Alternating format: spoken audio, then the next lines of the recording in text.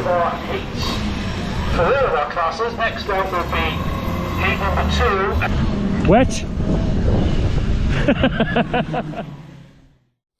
So, how did I end up interviewing Formula 3 driver Reece Ushijima in Sunderland? This is the story of one of those situations where opportunity presents itself. It begins on a Friday.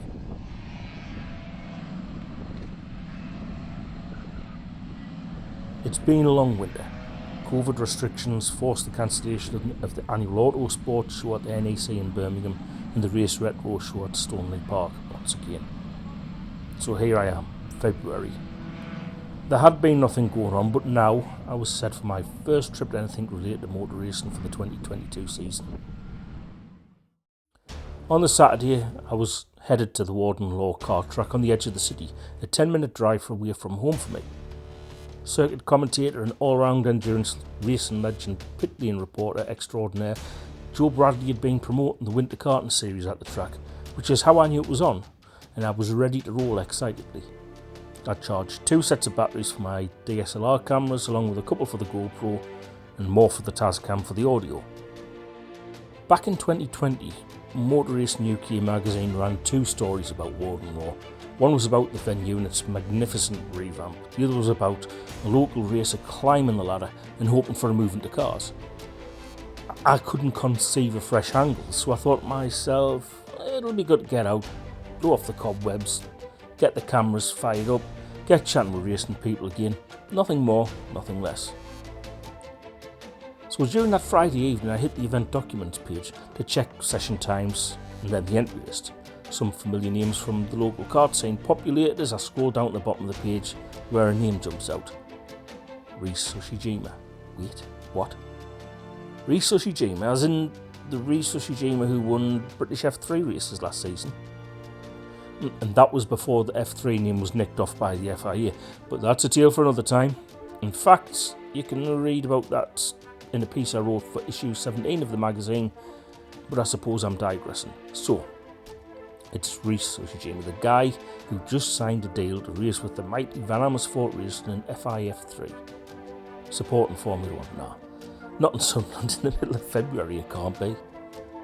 So I hit Instagram and Twitter to check out and send a message, thinking to myself, if it's the same driver, there's a story there, considering his running in British F3, and a reply comes back to me with the question about it being him, and if he'd been up for the interview, with a yes.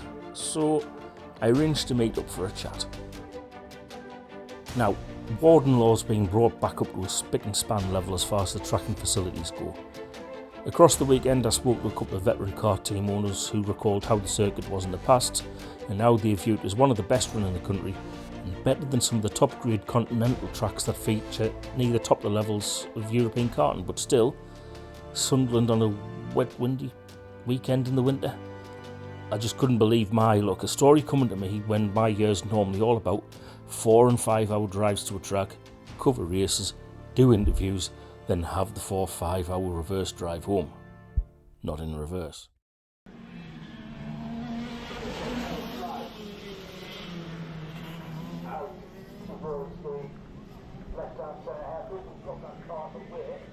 Saturday morning, I went to the track where, let's say, a fresh North Sea breeze was blowing early. And of course I was wearing my shorts. And on the Sunday it was a little bit different. It started raining at 9 AM and it just didn't stop all day. Anyway, Saturday morning, I watched the practice sessions, the Mini Max, Senior Max, Bambino, Honda Cadets and the KZ, which is a crazy fast category. It was cold, there was no grip, but everyone from the under 10s up were all in finding the limits. And after the session, I managed to grab Reese for 15 to 20 minutes in the circuit cafe, and we spoke about a few things. It was definitely, from what I remember, it was cold. I mean, go to Anglesey in November was not the baddest idea. But another long drive. Yeah.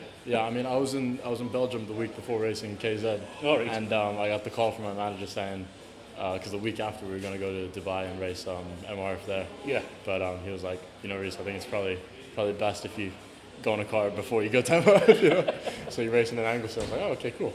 And then I got that. I never drove a H pattern car. So I had to learn heel and toe. Yeah. I had to learn everything. You should have seen me coming out the box the first time. It was bad. It was real bad. It was you know.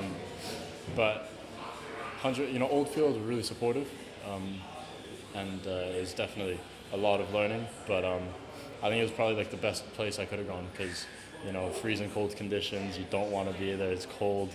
You can't feel your hands. You can't feel your feet. I used these shoes when I raced there. I had a heat gun on here, and that's why it melted. Yeah, I mean, it's when you go through something as uncomfortable, and you know you're putting yourself out of your comfort zone.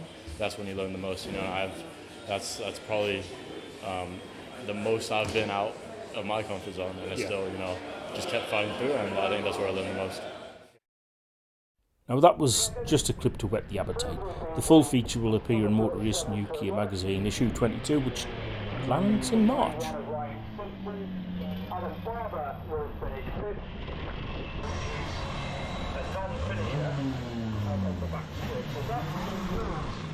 first of our heats. For our classes, next up will be heat number 2, and it's Bambino's coming up next. Wet? It's good when something pops up unexpectedly. The one thing you learn quickly about working as a racing journalist is that not everything you plan comes off, and when it does, it usually doesn't come off as planned. When chasing interviews, sometimes you get them, but I've also had many rejections, or acceptances followed by ghosting, or sometimes you just plain get ignored. So when something unplanned pops up, it's bloody brilliant. When it's related to a championship or driver that I know something about with having to research it, it's much sweeter, as was in this case. When you get an interview like this, which was personable, with humour, open and honest and genuine, without any PR lines, sponsor name dropping or ego that puts the ice on an already tasty feeling. Because you do come across that sometimes with drivers who have aspirations to reach Formula 1. They can have the personality professionally sucked away from them with the instilled fear that one wrong syllable could end their career. Not here, thankfully. It was a great chat, and there were some tasty angles in the conversation around racing in the UK in general too. It was tough on Sunday. There were reds out to clear standing water. Squeaky bum moments were happening all the way through the day. But there was a high quality action across the board. Races with the ages in single digits were cutting and thrusting inside one another, corner after corner after corner, and they were doing it cleanly. You were able to go around half a lap side by side without touching. It was pure racing, and at this level, it was with racing purity.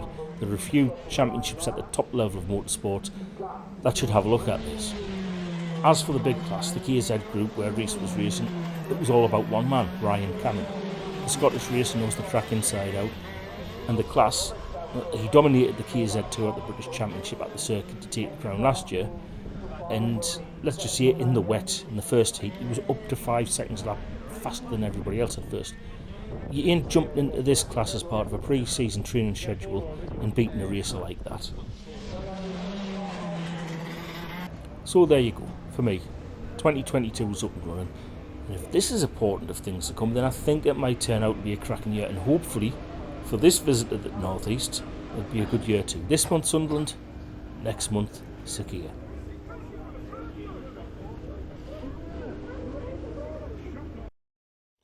For this season, Motor Racing UK magazine will be bringing you vids and vlogs from most meetings we go to.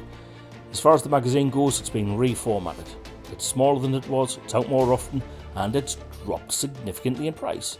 UK Club Racing, British Touring Cars, British GT, GB3, TCR UK, Toka Supports and the stories behind Brits Abroad, we've got it all covered.